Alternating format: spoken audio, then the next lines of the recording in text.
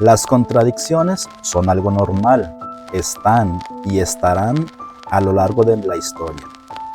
Nadie está exento de cometerlas, pero hay que estar conscientes que muchas de ellas pueden perjudicar a los demás. Por lo tanto, debemos analizar ese aspecto. En esta ocasión, el canal Más Contradicciones trae para ti el video titulado ¿Contradicciones en el Primer Imperio? En la historia de nuestro país han pasado muchas contradicciones, las cuales modificaron el rumbo de nuestra vida. Esta recopilación de datos tiene dos propósitos fundamentales. Uno, dar a conocer la información. Y dos, que determines si existieron contradicciones en el proceso. Daremos inicio analizando un poco la situación del país, la cual influyó para tomar la decisión de convertirse en una monarquía. Como dato interesante, después que varias colonias españolas lograran su independencia, México fue el único en adoptar la monarquía como forma de gobierno. Para que nuestro país se convirtiera en un territorio independiente, tuvieron que pasar 11 años de intensas batallas, en donde hubo esfuerzos, sufrimiento, injusticias y muerte. No existe una cifra exacta, pero se habla que entre 250,000 o 500,000 mexicanos perdieron la vida a lo largo de este tiempo. Tras la unión de los insurgentes con los grupos conservadores liderados por Agustín de Iturbide, se decidió apoyar la independencia porque rechazaban la Constitución Liberal de Cádiz. Se proclamó el Plan de Iguala, que declaró la independencia de México.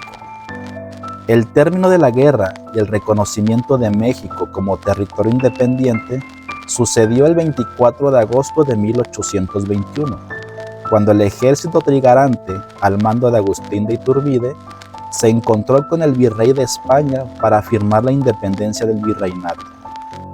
Lo raro aquí es que Iturbide en un principio había luchado a favor del ejército realista, en donde obtuvo varios méritos, pero se tomó 4 años sabáticos que le sirvieron para que cambiara de opinión en torno a la independencia de México.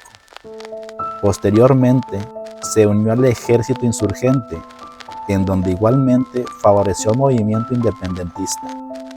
Por ejemplo, en su participación se acortó el tiempo de guerra y el consecuente derramamiento de sangre.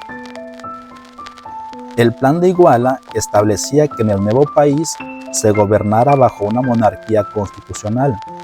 Entonces, ofrecieron la corona al monarca español Fernando VII o a alguno de sus familiares, pero para evitar problemas no la aceptó, ya que el gobierno español no reconoció la independencia de México hasta 1836. Con esta negativa, se formó un Congreso Provisional, el cual nombró a Agustín de Iturbide como emperador de México. Y el 21 de julio de 1822 fue coronado como Agustín I y su esposa Ana María Huarte como emperatriz. Vale la pena remarcar que los principios de Iturbide eran los de un militar realista. Por lo tanto, existieron varios desacuerdos con los exmilitares insurgentes que estaban en el Congreso, lo cual provocó que pocos meses después del inicio de su imperio ordenara disolver el Congreso y en su lugar crear una junta instituyente. Esto le permitió gobernar sin mediación ni control parlamentario, pero le valió una gran cantidad de enemigos. Tras la independencia, México atravesaba una severa crisis económica, producto de 11 años de guerras y revueltas. Su situación económica incluía escasez de recursos, deudas derivadas de préstamos forzosos, un mercado interno poco integrado, españoles que se habían llevado consigo sus riquezas, una deficiente conexión entre los diferentes territorios del imperio y poca mano de obra, producto de las bajas de la guerra. Las actividades económicas en las que México se había destacado en la época colonial, la agricultura y la minería, estaban en crisis. El gobierno de Iturbide intentó llevar adelante medidas para contrarrestar esta situación y calmar el malestar social, como la reducción de algunos impuestos, pero para ello contrajo más deudas y recurrió a la emisión de papel moneda en exceso, que, como consecuencia, perdió valor. Además, para cubrir los gastos militares y burocráticos, continuó exigiendo préstamos forzosos que aumentaron el descontento de amplios sectores de la población mexicana. Para evitar que se expresara el descontento, Iturbide eliminó la libertad de prensa y mantuvo un férreo control sobre las publicaciones, quienes a pesar de todo seguían manifestando su oposición política. Algunos de los opositores de Iturbide eran sus enemigos desde los años de la Guerra de Independencia. Entre ellos se destacaban Nicolás Grau, Vicente Guerrero y Guadalupe Victoria, que habían sido insurgentes que lucharon contra el ejército realista. También se manifestaban contra Iturbide los defensores de la corona española, que querían que gobernara un representante Borbón, y los republicanos, que querían instaurar en México una república. Las políticas económicas llevadas adelante por Iturbide y el desencanto tras el optimismo inicial fueron algunas de las razones que ampliaron el arco opositor que buscó destruir al emperador. Y esto se logró gracias a las representaciones que se dieron en contra del imperio desde un inicio. En consecuencia, el 19 de marzo de 1823, Iturbide renunció al trono de México.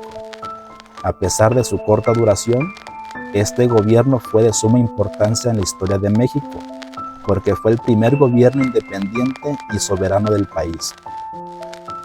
Después de su renuncia al trono, Iturbide se exilió junto a su familia, primeramente en Italia y posteriormente a Inglaterra.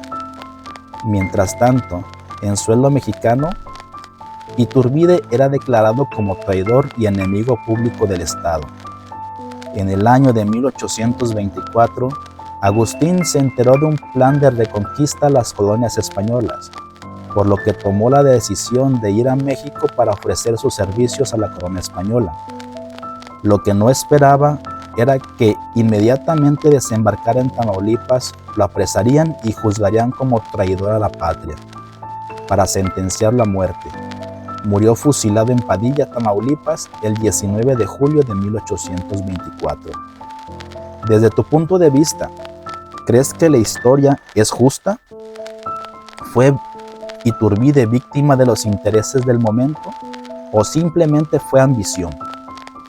Analiza la información y cree en lo que te convenza.